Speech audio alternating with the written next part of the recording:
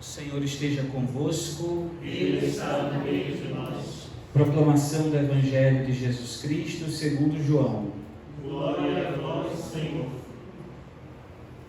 Naquele tempo, Jesus disse aos judeus que nele tinham acreditado: Se permanecerdes na minha palavra, sereis verdadeiramente meus discípulos, e conhecereis a verdade, e a verdade vos libertará. Responderam eles: Somos descendentes de Abraão e nunca fomos escravos de ninguém. Como podes dizer, vós vos tornareis livres? Jesus respondeu: em verdade vos digo, todo aquele que comete pecado é escravo do pecado. O escravo não permanece para sempre numa família, mas o filho permanece nela para sempre. Se, pois, o filho vos libertar, sereis verdadeiramente livres.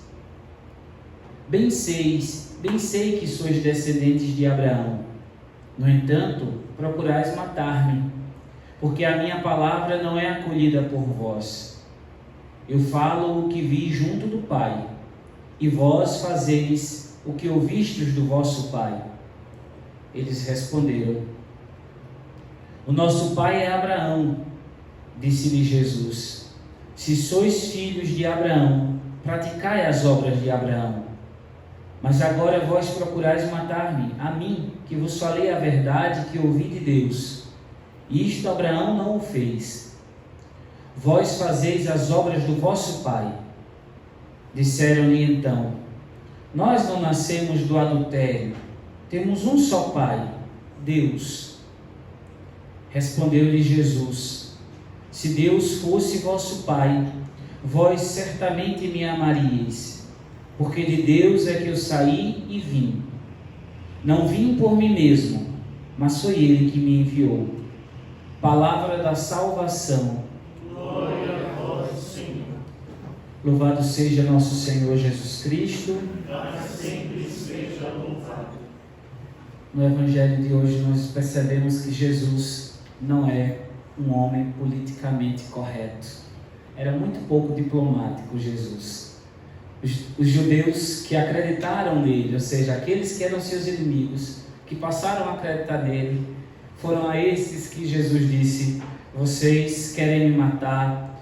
E essa discussão toda com os seus recém-convertidos me lembrou Santa Teresa de Ávila, que diz: certa feita ela está saindo do convento para fundar um outro mosteiro em uma outra cidade, numa carrossela, e a roda da carrossela quebra e todas as freiras vão para o chão e se machucam. Então Santa Teresa diz: agora eu entendo, Senhor, porque tens tão poucos amigos, porque com os teus poucos amigos o Senhor costuma maltratá-los, tratá-los dessa forma, né? Com dureza, e por isso são poucos os que permanecem. Então é por isso que Jesus tinha realmente poucos amigos, porque aqueles que se aproximavam dele tinham que viver na verdade, e a verdade nem sempre é aquilo que a gente quer ouvir, às vezes é desagradável. Mas não é sobre o Evangelho que eu quero falar, é só para que você saiba que não é o fato de ser discípulo de Jesus que vai te imunizar contra o sofrimento. Os discípulos de Jesus também sofrem. Os seguidores de Jesus também sofrem. Lembra-se quando teve não, porque ainda estamos tendo, né? Aquele surto de dengue, onde o Brasil todo estava fazendo campanhas e etc. Eram picados pelo mosquito da dengue discípulos de Cristo e não discípulos de Cristo. Os discípulos, ou melhor, o mosquito não sabia diferenciar quem era de Cristo e quem não era de Cristo, e por isso saltava os discípulos de Jesus. Todos estamos sujeitos também a sofrimentos e a dores, como agora também nessa pandemia tão triste. O vírus não sabe quem é cristão e quem não é cristão, e ele ataca qualquer um, inclusive muitos sacerdotes. Até um bispo salesiano morreu. Então nós não podemos pensar orgulhosamente, para não dizer estupidamente, que só pelo fato de nós sermos de Cristo, nós estamos imunes ao sofrimento. Porque não estamos. O sofrimento bate na porta de todo mundo. No meu, na minha porta, na sua porta, na porta do vizinho. Quando o Senhor faz chover sobre bons e maus. Mas também quando acontecem situações como as que nós estamos vivendo agora, essas situações também acontecem com bons e com maus. Com cristãos e com não cristãos. Com quem é realmente e fielmente discípulo de Cristo e sobre aqueles que também não são. Isso é interessante porque na primeira leitura que nós ouvimos, o Senhor nos apresenta justamente a história de 3 jovens fiéis a Deus: Sidraque, Misaque e Abidênego. Os 3 eram fiéis ao Senhor. Não aceitaram se curvar aos deuses de Nabucodonosor. Mesmo correndo risco de vida, eles permaneceram fiéis a Deus. Eles não titubearam um só momento, não pensaram em um só momento: se eu adorar a esses deuses, ainda que de maneira fictícia, falsa, fingida, o rei vai me livrar, eu tenho vida e continuo adorando a Deus. Não, eles eram fiéis de fato. Porque para o judeu antigo, e também para o judeu hoje, e para nós católicos, não existe adorar os deuses de brincadeira. Você não pode, como católico, colocar em você um patuá com a imagem de Iemanjá porque você acha bonitinho, porque para você não representa o orixá. Não, você não pode fazer isso. Você não pode condenar quem usa. Você não pode condenar quem é de religião de matriz africana e que cultua a Iemanjá e etc. e os orixás. Mas você, como católico, apostólico romano, como cristão, você não pode usar. Você não pode ter na sua casa o quadro do Preto Velho porque você acha que é uma obra de arte. Se você sabe que não é uma obra de arte, é um orixá, é uma entidade. Ah, padre, mas isso é radicalismo.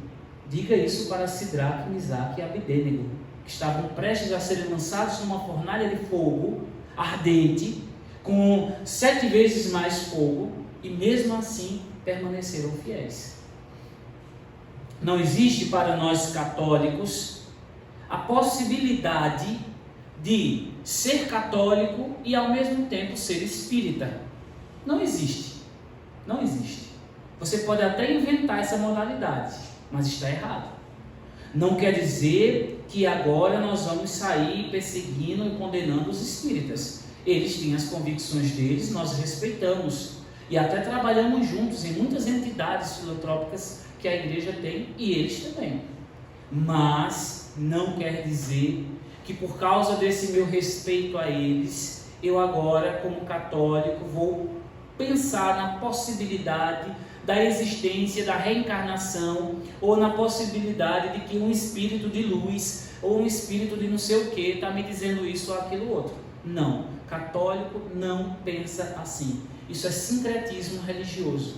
E nós não somos sincretistas. Nós temos um Deus, um único Deus, o Deus que criou o céu e a terra. Nós cremos nesse Deus. E nós seguimos a sua palavra. E precisamos dessa convicção como os 3 jovens que foram lançados na fornalha ardente. E eu achei bonito, porque a passagem, eu comecei falando de que os vírus e o mosquito e as situações de morte chegam para todos, para cristãos e não cristãos. Mas por quê? Porque a palavra nos diz isso hoje. No versículo 17, na primeira leitura, os jovens responderam para o rei Nabucodonosor: não há necessidade de te respondermos sobre isto. Se o nosso Deus, a quem rendemos culto, pode livrar-nos da fornalha de fogo ardente, Ele também poderá libertar-nos de tuas mãos, ó rei. Mas se Ele não quiser libertar-nos, fica sabendo, ó rei, nós não prestaremos culto aos teus deuses e tampouco adoraremos a estátua de ouro que mandastes fazer.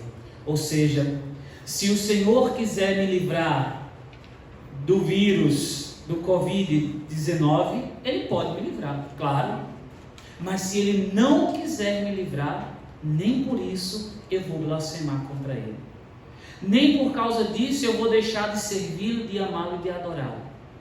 Existem pessoas inúmeras pessoas, aliás, que nesses dias têm voltado para a igreja por medo. Isso é bom, não é ruim, é bom. Volte pelo amor, pela dor, mas que volte, né? Mas também existem muitas pessoas que têm se afastado de Deus, porque têm colocado a culpa nele. Por exemplo, o meu parente lá, fulano de tal, adoeceu e acabou morrendo. A culpa é de Deus. Então, se Deus é bom, Deus não poderia ter deixado isso acontecer. Quantas vezes a gente escuta isso?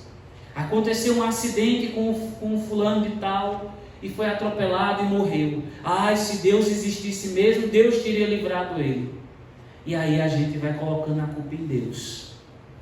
Os 3 jovens estavam prestes a serem lançados na fornalha de fogo. Você sabe o que acontece com uma pessoa que entra na fornalha de fogo ardente? Ela é queimada. Não deve ser uma morte muito agradável. Eles sabiam disso.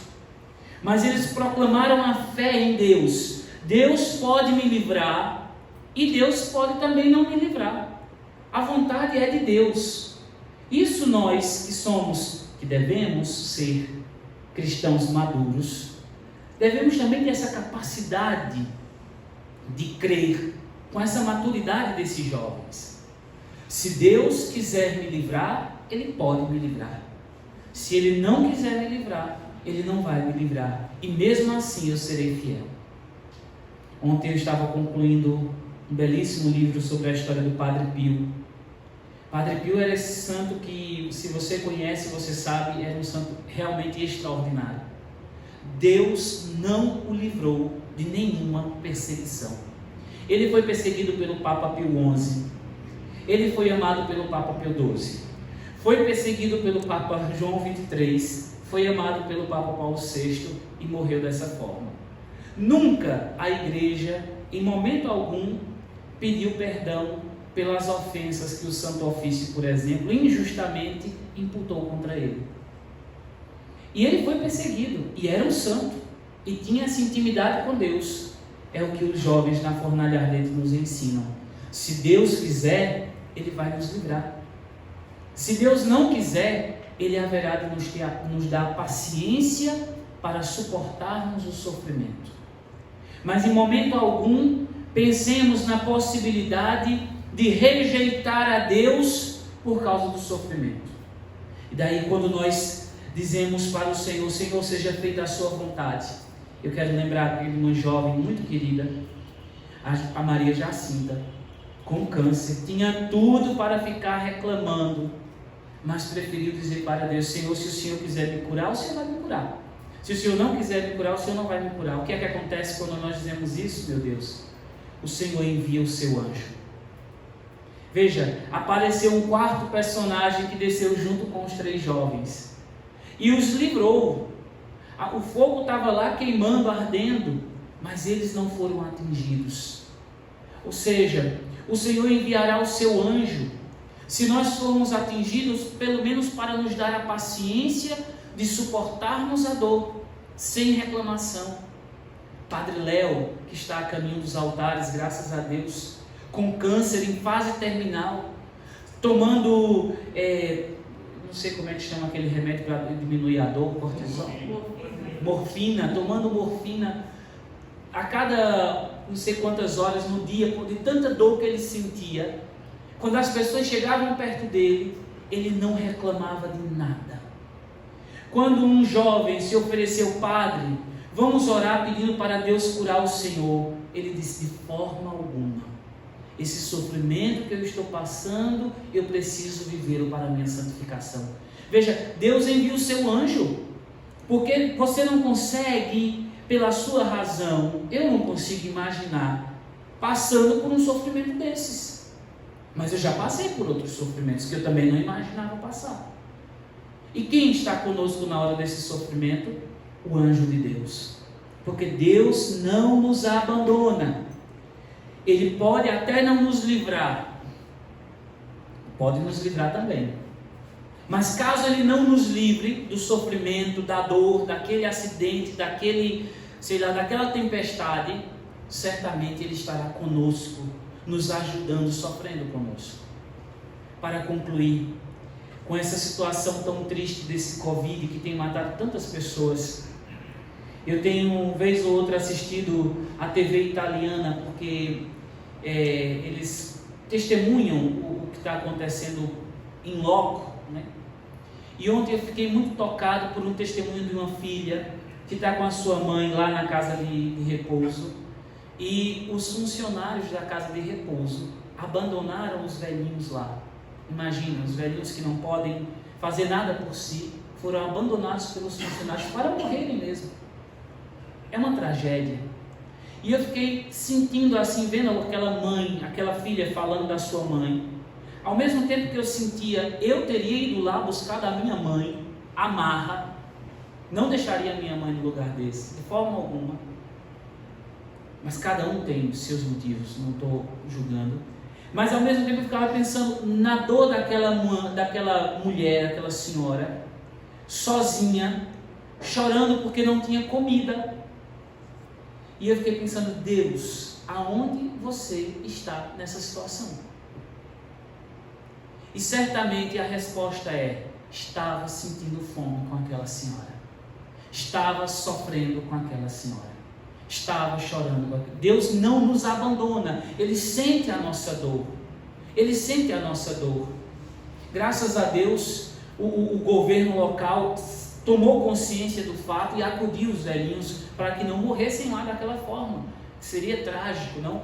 Mas para dizer, quando perguntaram ao Papa Bento XVI, depois do tsunami do Japão, um jovenzinho que perdeu seus pais no tsunami, perguntou em direta para o Papa Bento: Santidade, onde estava Deus no tsunami? O Papa chorou, porque não sabia dar a resposta. E o Papa disse: meu filho, certamente Deus estava com aquelas pessoas que estavam sofrendo. Porque o nosso Deus não é um Deus que fica alheio à nossa dor e ao nosso sofrimento, às nossas lágrimas.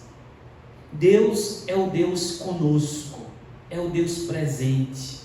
Nessa situação que nós vivemos, onde muitas pessoas estão de férias em casa, porque na sua casa tem piscina, na sua casa tem sauna, na sua casa tem um campo, tem um espaço aberto. Também muitas pessoas estão trancadas, confinadas em um quartinho, 5, 6, 7 pessoas numa favela. Onde Deus está? Está ali, com aqueles favelados. Está ali sofrendo com aquele homem de rua. Porque Deus não é um Deus alheio ao nosso sofrimento. Deus é Deus conosco. E onde Deus deve estar também? No coração de cada um de nós. Sobretudo de nós que temos talvez um pouquinho mais de condição do que aquele outro.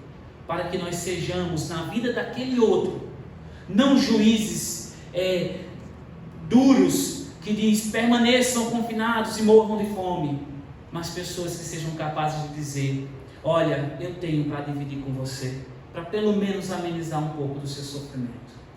Que nosso Senhor nos ajude, meus irmãos, a sermos fiéis a Ele, sem em momento algum desistir da nossa fé e da nossa caminhada.